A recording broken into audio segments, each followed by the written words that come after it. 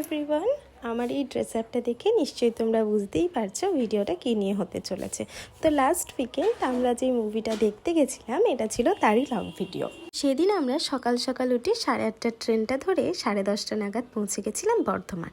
আর আমাদের শোয়ের টাইম ছিল 1:30 নাগাদ, তাই তার আগে কিছুক্ষণ ঘুরে নিয়েছিলাম। আমরা চলে গেছিলাম জিওলজিক্যাল পার্কে। আসলে আমার হাজবেন্ড চিড়িয়াখানার জীবজন্তু দেখতে খুব ভালোবাসে, তাই এক প্রকার ওর কথাতেই চলে গেছিলাম সেখানে। ভেবেছিলাম ওখানেই কিছুক্ষণ ঘোরাঘুরি করে টাইমটা কাটিয়ে নেব, কিন্তু কপালটা এতটাই খারাপ ছিল যে বৃষ্টি শুরু হয়ে যাওয়ায় আর সেভাবে চিড়িয়াখানাটা ঘুরে দেখা হয়নি।